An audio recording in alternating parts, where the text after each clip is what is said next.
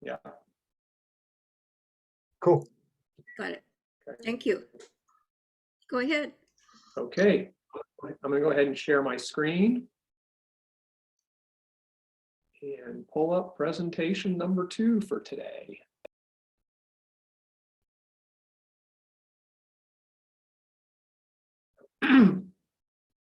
Okay.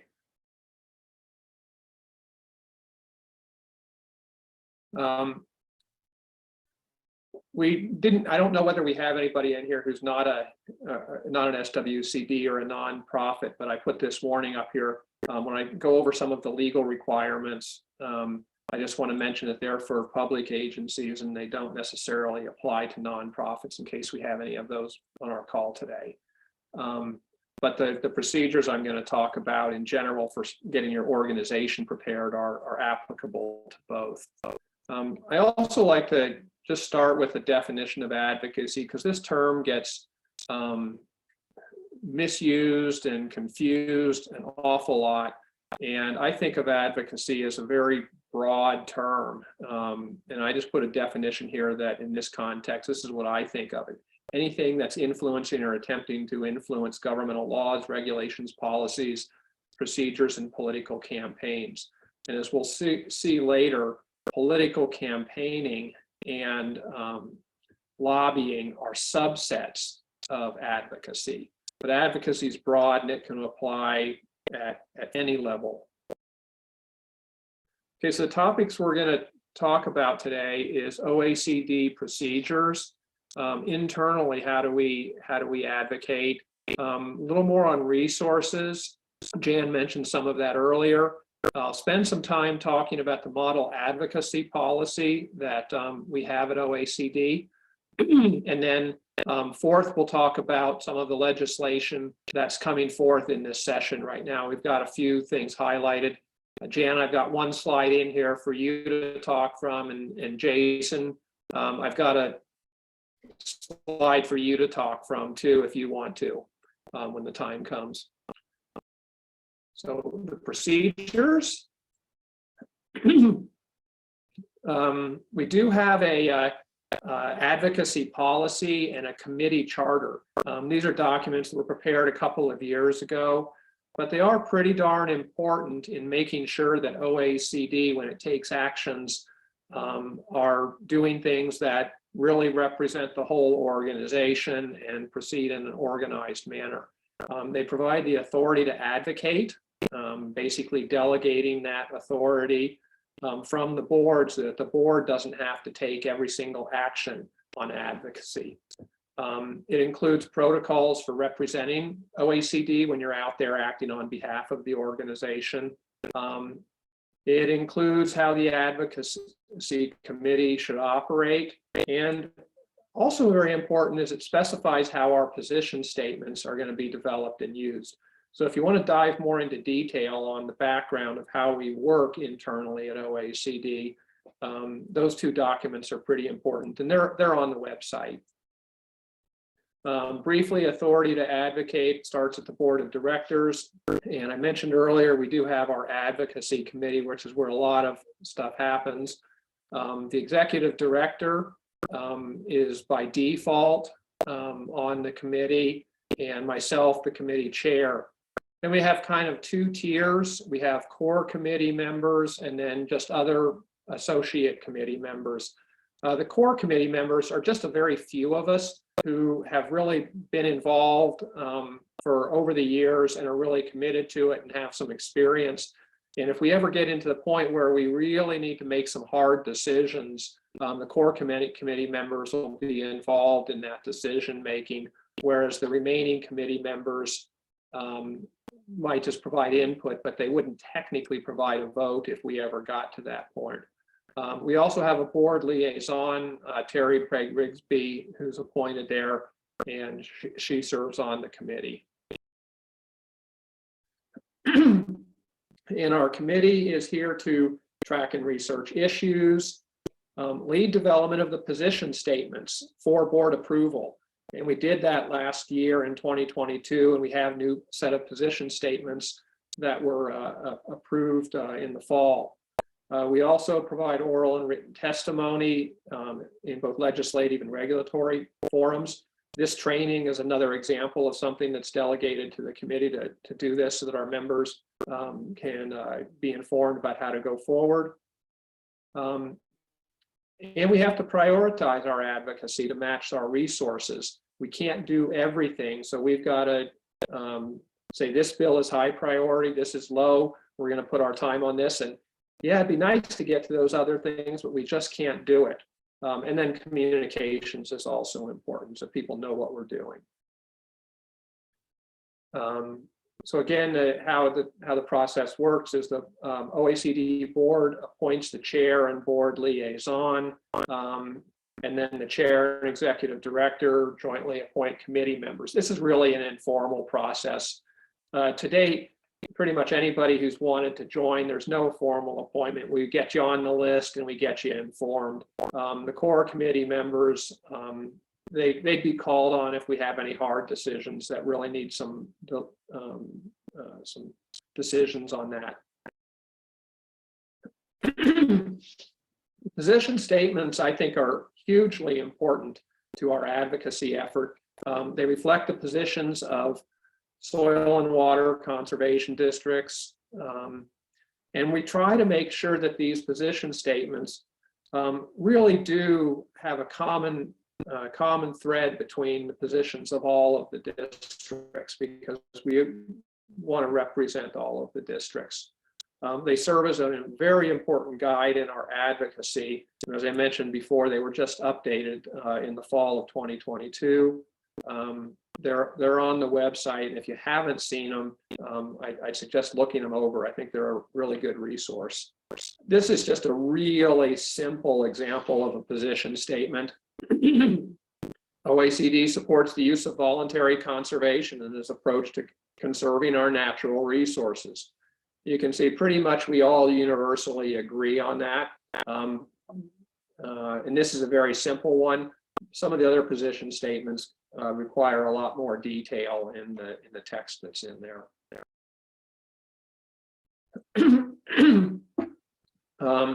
So if you're out there representing OECD, we do have some expectations that before you go and give testimony, either written or verbal, you do seek approval to advocate on behalf of OECD prior to it reacting. And acting, that basically means getting with the committee, Jan or myself, and making sure that everything's consistent and we're ready to go.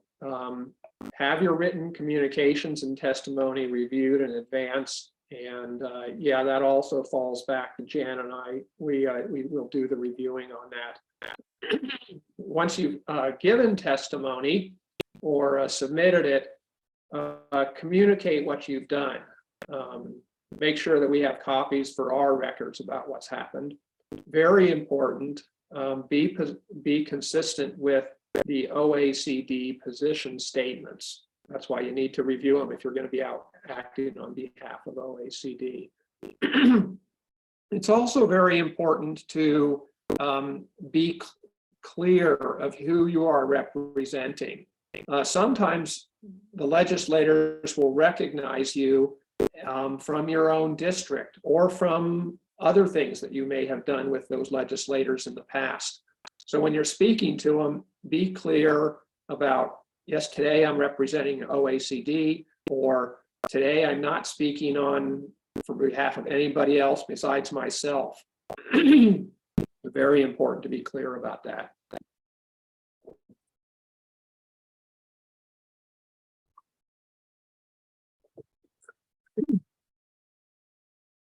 Sometimes it's not easy to tell whether an issue is or our position is consistent with our position statements, and that falls back to the executive director and the committee chair. And if there is ambiguity, we can do a couple of things. We can make a determination that, yep, what we want to say is consistent. We can say, I don't know, let's get some more advice. Go back to the advocacy committee, even go back to the OECD board or others as we deliberate. If it's really urgent, we can say, we're not really sure whether this is consistent yet, but this is very important and we need to act right now.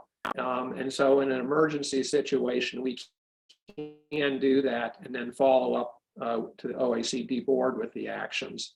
Or we can decide it's not consistent with the position statements, we're not going to do anything. We're going to drop it, not do anything at the moment.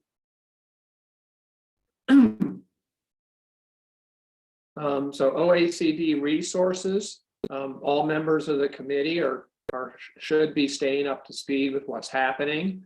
On the website, we have a legislative tool fact sheet, we have our position statements, the model advocacy policy. I'm going to talk about that in a little more detail in a minute here. The legislative tracking table. As we go through the session, we keep a list of all the bills we're watching. And we give those a high priority, a moderate priority, or ones that we don't know what's going to happen with them, but we got to just kind of keep a corner of our eye on them.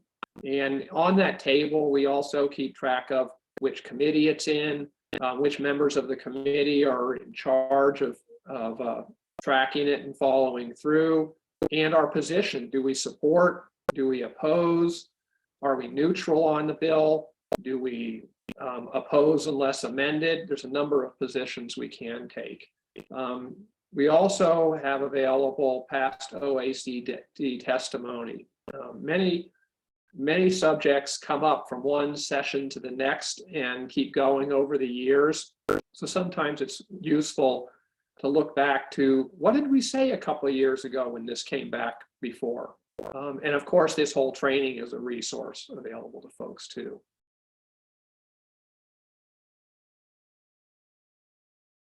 State resources.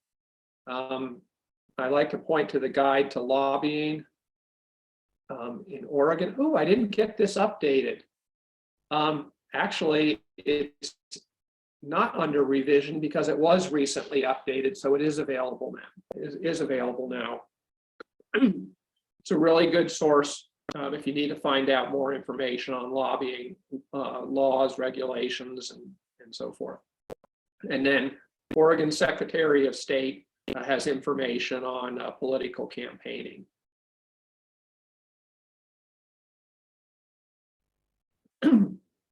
Okay, here's the model advocacy policy for soil and water conservation districts. And the intent is to have as many SWCDs as possible adopt this policy or something similar, or some other mechanism that allows their organization to act quickly.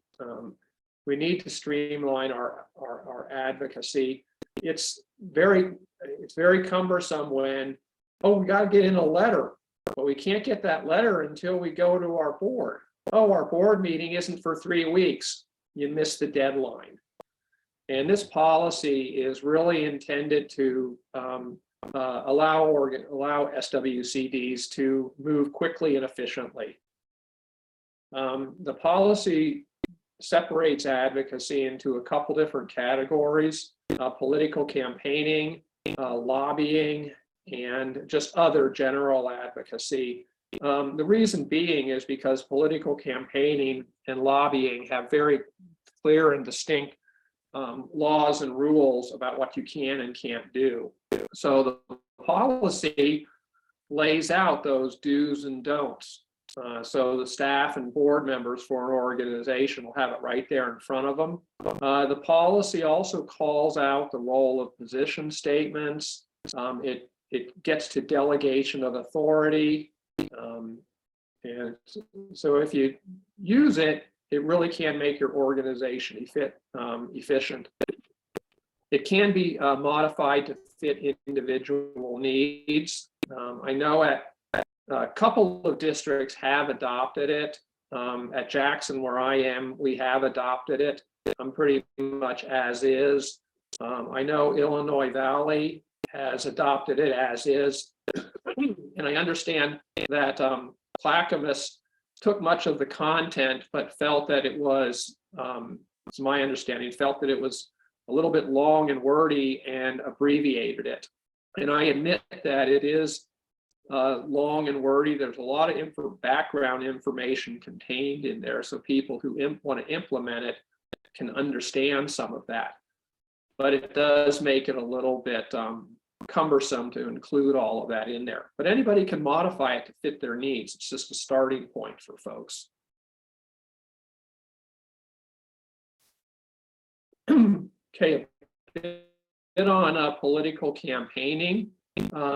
And there's a definition in state law: promoting or opposing any political committee, nomination, or election of a candidate, gathering of signatures, and adoption of a measure or recall of a public officer holder.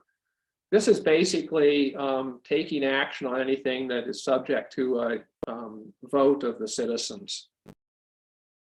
And as an SWCD, you do really need to be aware of this, that staff of SWCDs are not allowed to participate in political campaigning while they're on duty. Now, they may prepare and distribute impartial written material or make impartial presentation about subjects on the election, but you really need to exercise caution that these materials are not somehow trying to influence voters one direction or another. And you can take materials and get them reviewed by the Secretary of State if you want to double check whether you're doing it appropriately. On the other hand, board members may participate in political campaigning, but just the board members. If the board members takes action, they have to be very careful not to direct staff to do stuff behind the scenes that support it. It really needs to be a pure board member action, them doing all of the work on it. Staff and board members may participate in political campaigning on their own time, but the policy, the model policy, says things that it must be very clear that if you do this on your own time, that you make sure that people know that it's on your own time. Don't go out and wear a hat with your district logo on it and speak to this, because that would imply that you're representing your district.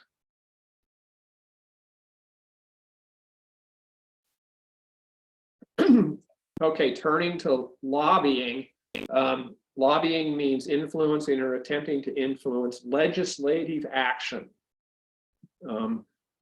through oral written communication with legislative officials, basically anybody in the legislature, or solicitation of executive officials.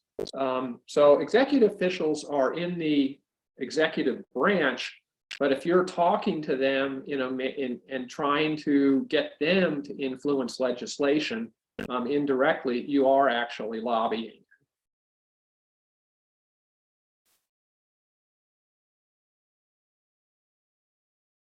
Okay, with respect to lobbying, there are laws which establish time and expense thresholds for which you have to register as a lobbyist.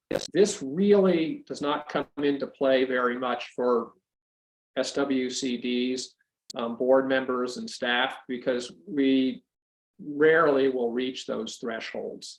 It's really more applicable to professional lobbyists.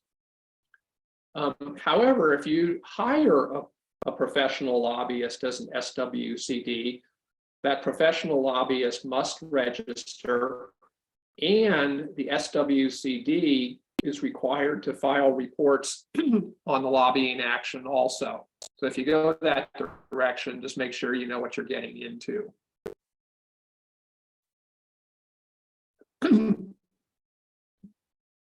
Okay, so you're not required to register as a lobbyist if you do not receive compensation or reimbursement of expenses for lobbying, if you limit your activities solely to formal appearances, to give testimony in public sessions of committees of the Legislative Assembly or public hearings, and when testifying, registers an appearance the records of the committee or agency. So if you follow that and that's all you do, no matter how many hours you spend, you're not required to register.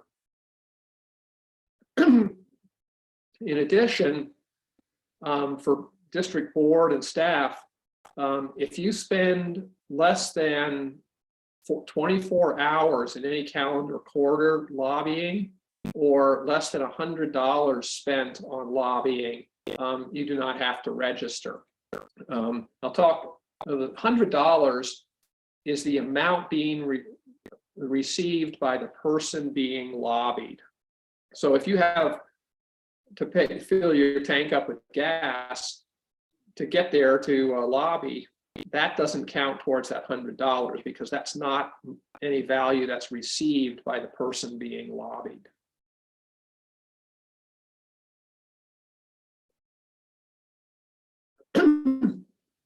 Okay, and this is really important here. Well, how do I count that 24 hours? What's included in that?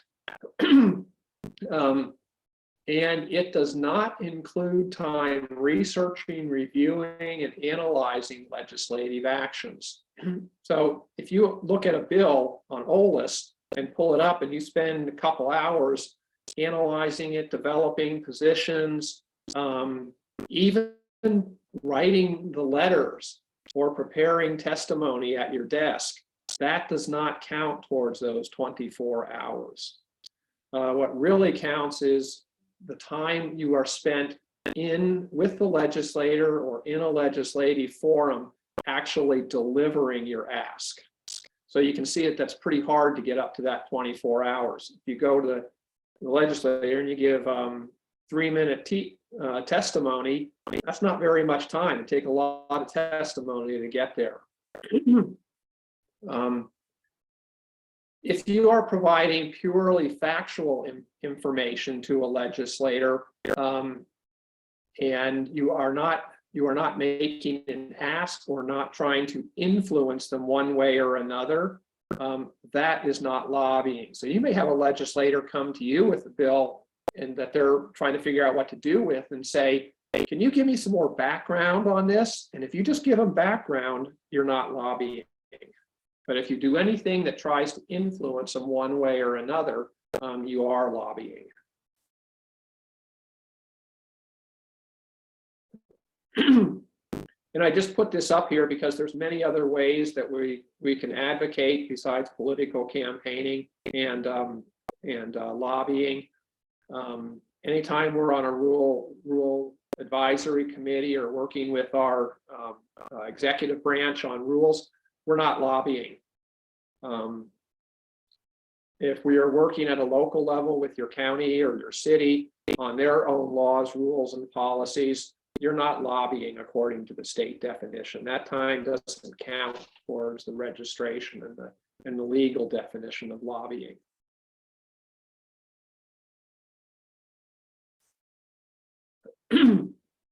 Okay, again, I mentioned the position statements again. They're to provide guidance on what a representative of the district should or should not say. And if you don't have a set of position statements, it really is hard for everybody in your organization to be on the same page when giving testimony. You may adopt the position statements of OECD, or you may create your own. Initially, Jackson Soil and Water, we just flat out adopted OACD's position statements a couple of years ago because it was simple and quick, and we largely agreed with everything in there. This year we had a couple of nuances that were a little different, and so we actually converted those into our own position statements, and they're slightly different from OACD's, and we'll use those going forward.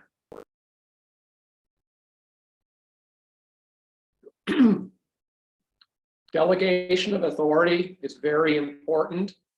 You got to get the authority away from needing a full board meeting to act on something.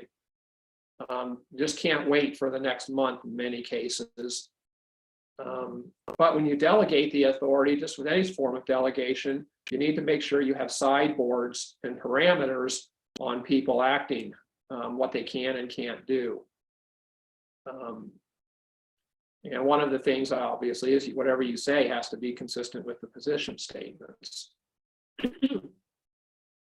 Couple other considerations in delegating authority. You can't delegate political campaigning to staff. Think about formal versus informal advocacy. If you just bump into a legislator in the coffee shop in your town and you talk to them about a bill, you are advocating, and you're not providing written testimony or verbal testimony in a hearing, but you actually are advocating. And I would call that informal advocacy. Well, if anybody on your staff bumps into them, do you want them to be able to do that informal advocacy and at least talk to them and get the word out? So you have different delegations of authority for formal and informal.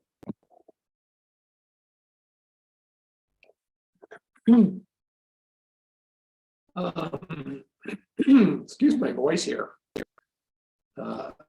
So lobbying versus non-lobbying, you may have different delegations for those different categories of things. Think about who gets the authority. Do you want to delegate the authority just to the district manager? Do you want to have some or all of your board members have different authorities to lobby? Think about urgent matters, when something needs to happen quickly, but you're not sure about whether it's consistent with the position statements. What do you do?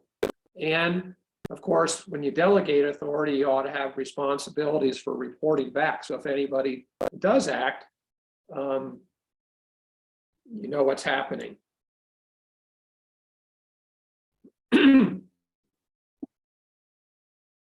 Okay, on to the last part of this talk here, which is the session bills coming up.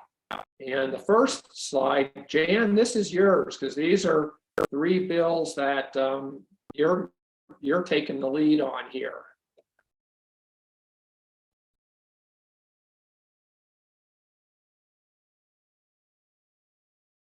Jan there?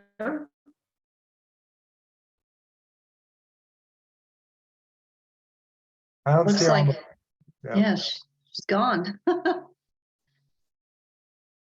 Huh. Maybe we can come back to that one. Okay, we'll come back to it.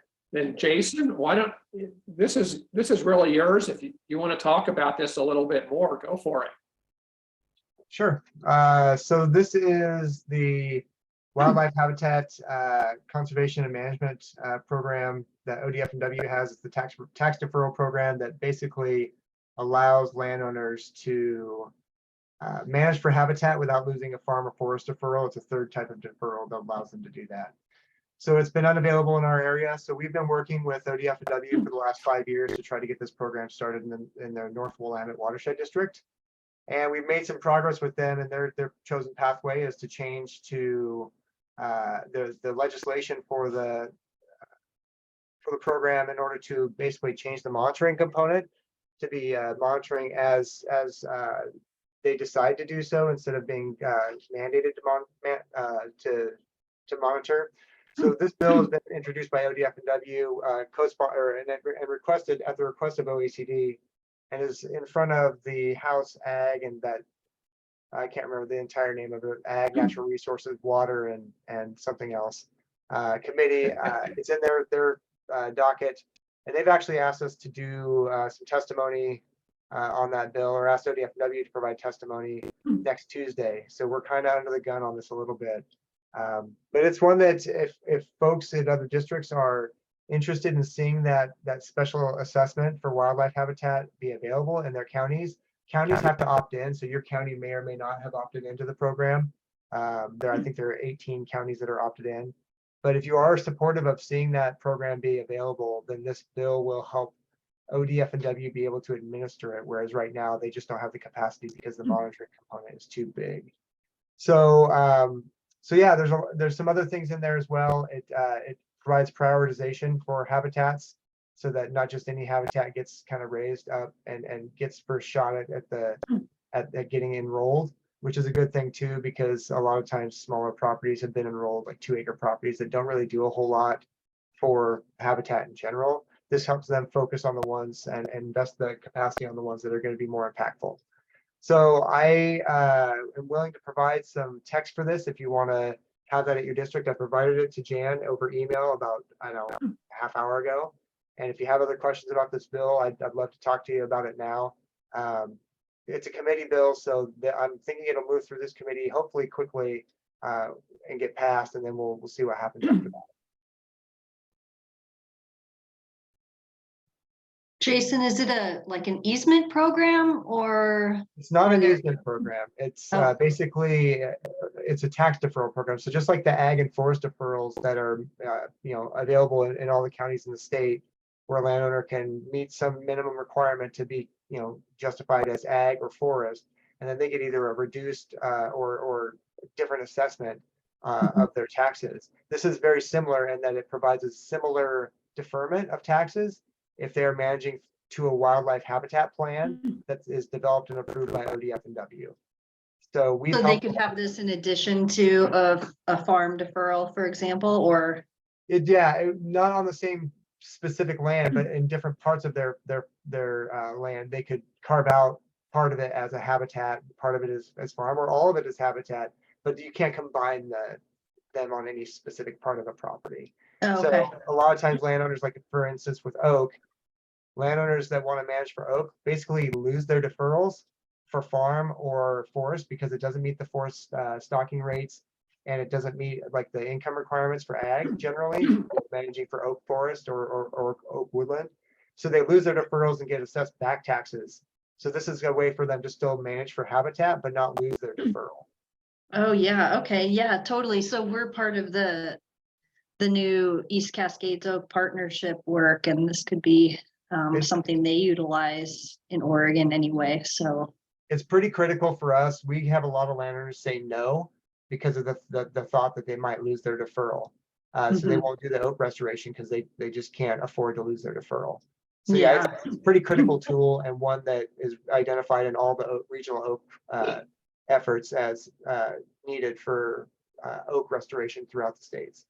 Okay. The state. Say, Jason, could you send me some of that? Can you email me that information? I have a board meeting tonight. If you have something, I'd like to bring that to them. My question is Deschutes County has something very similar to this. Is the HB 2527, is that a little bit, I guess, is there a change in, I see maybe monitoring and having it more responsible for the landowner? Is that the change, or? Yeah, those are the changes. The bill, basically it's an existing program that ODF and W is not servicing, at least in our area. The bill changes basically make it to where they'll be able to do that because the capacity that it takes to monitor is be lifted. And then again, there's that prioritization piece, and it also delegates the ability for folks like soil and water districts to write plans for landowners that ODF and W can review. And we'll probably be pretty involved in the rules making process after this as well. But yeah, it's pretty much the same program. If your county is opted in, the program itself won't change. It's just it will become easier to administer. That's good to hear. Yeah, I'd like to have that. I think our board's going to be really happy with this. Yeah. All right. Yeah, and I can send that out. And maybe Jan can send it out to participants. I think her plan was to do that. She just popped back on. So. And then yes, Cami, in your chat, yes, SWCs can currently write plans for WCMP. I think this just makes it more formal that they're calling out that partners have the capacity to do that. Whereas before it was just kind of assumed that ODF and W would do that. It kind of calls out that partners can help support that program by writing plans. Lynn, you have a question? I do, Jason, thank you. And I might not have heard you correctly, but that's why I wanted to ask. So I'm new to districts and I'm also new to this topic. But I've been hearing about it over the past few weeks, and I wondered, did I just hear you say that there's preference for larger land? Like there's some preference for landscape scale, larger landowners rather than smaller. Not a complete preference. I think it's preference for OCS habitats, so Oregon Conservation Strategy habitats, as opposed to just any habitat. Like the ones that are identified in the Oregon Conservation Strategy are the ones that the ODF&W is actively trying to protect and promote. And so those ones will probably get priority. There's still a lot of rules making and kind of that discussion about what prioritization means that's going to happen. But honestly, the capacity it takes to put in a 1 acre property that's really a home on a very small area is the same as it takes for a large landowner. So if ODFW is going to invest the time, they're going to prefer to do it on Oregon Conservation Strategy habitat land. So if that 1 acre is an oak, a really important oak area with a very important wetland, maybe it fits. But it's not based on size, it's more based on the impact for the habitat.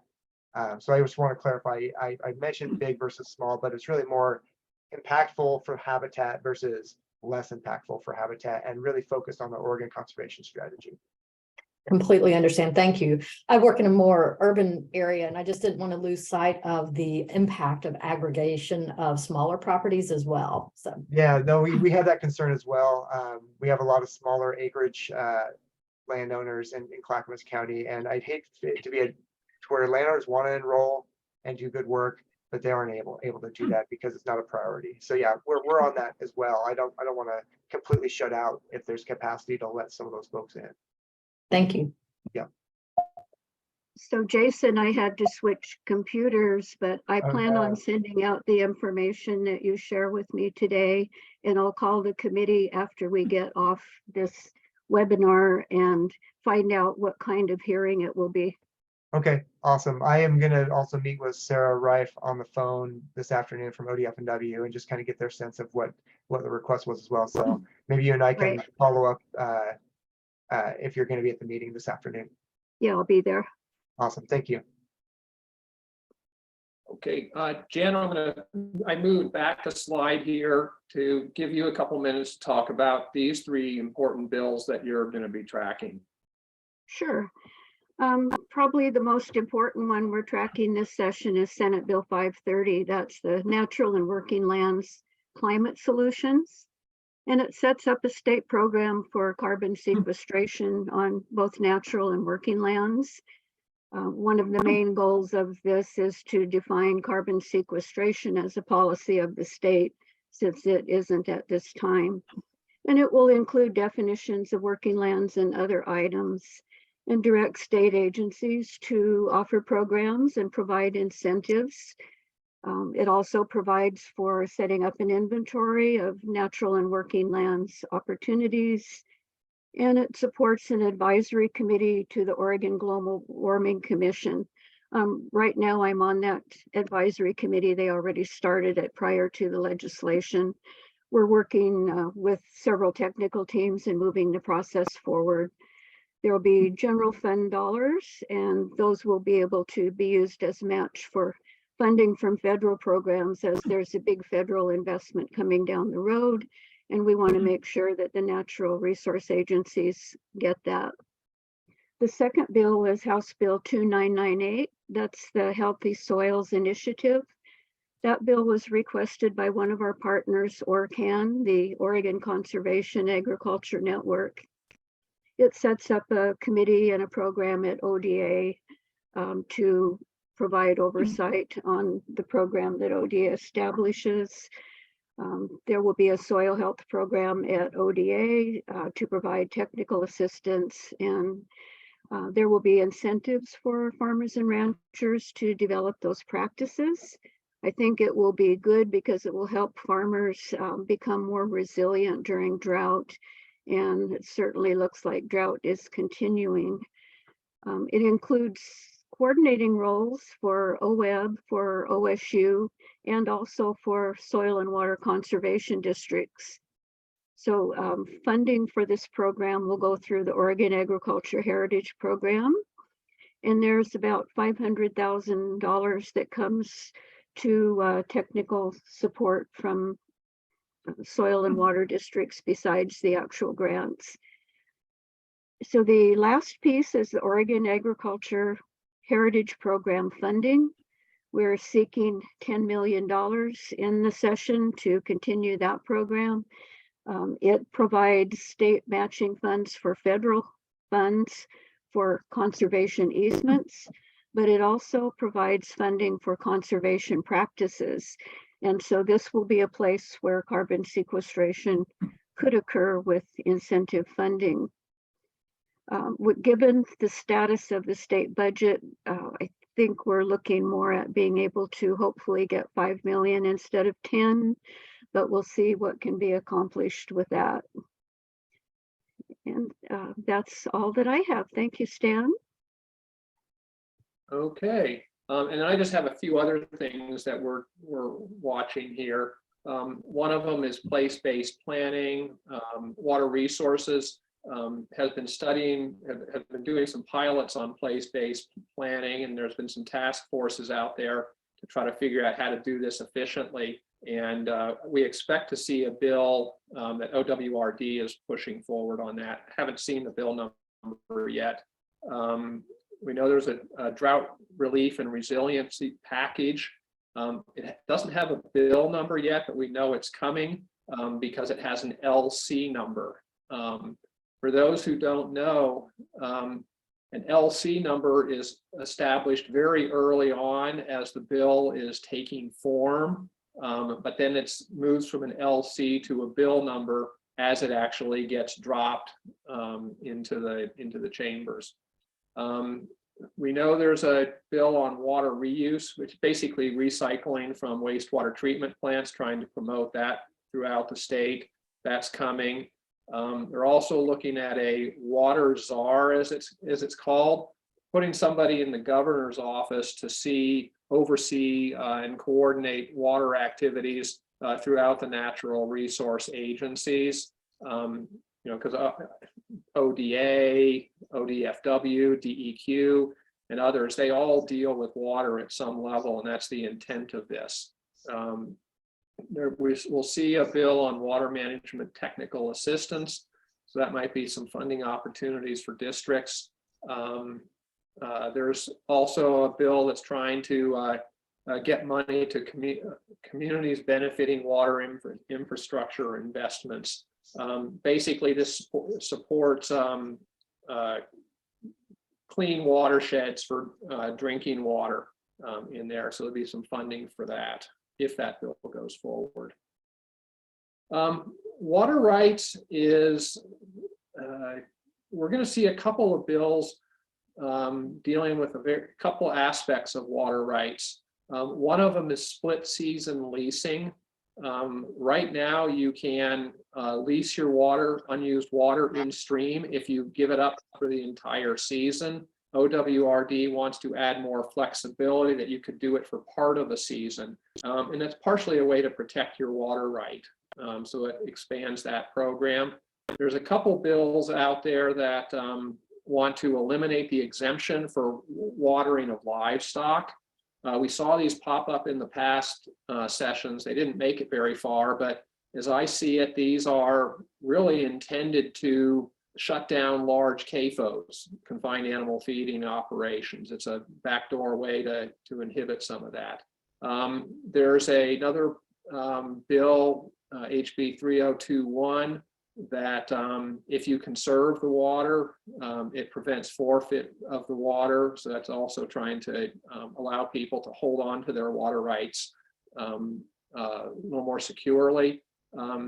There's a bill on exemption of stored water for firefighting that you wouldn't need a permit in order to do that. And I expect we might see a couple more water rights bills, but in that arena, there's several things going on. There's many forestry and wildfire bills. I didn't even try to list all of them that are in here, but we'll be tracking that category. Energy facility siting. I haven't seen an LC or a bill number yet, but I'm working with a committee kind of behind the scenes that may come up with a bill that deals with renewable energy facility siting, wind power, solar power. basically trying to make sure that the bill's intent is going to be to try to make sure the state can construct renewable energy facilities easier and faster. The opposite side of that is we at OECD want to make sure that it doesn't impact critical resources that we're out there trying to protect. So it's a difficult one. Director eligibility, which at OECD we've heard about that for quite a while.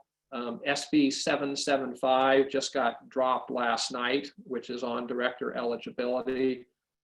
We don't know where that's going to go.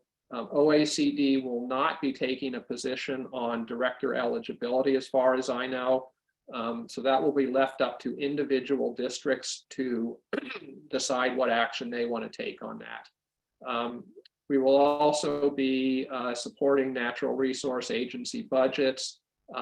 Another interesting one popped up by surprise. It gives ODA authority over environmental laws on ag lands. So if you're on ag lands right now, ODA has some authority, but so does DEQ.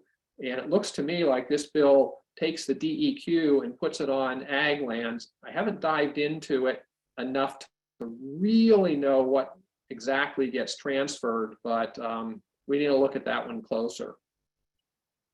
And that's kind of it on the real quick recap. I think we're getting close to our time, but if there's any other questions, we'll take them now, or any other discussion or input. I was just looking at Senate Bill 775 for director eligibility.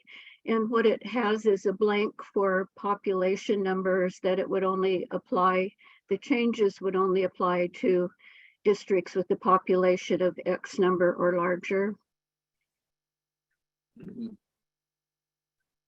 There's also a little bit of other wording change in there too, regarding zone directors residing within the zone. There's some modifications on that in there too.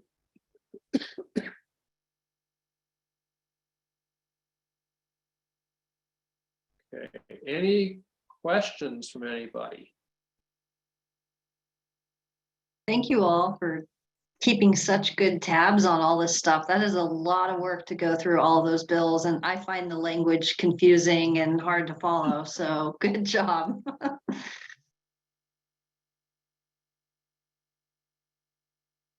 And we really appreciate you all attending today because you are all super workers on our lobbying force.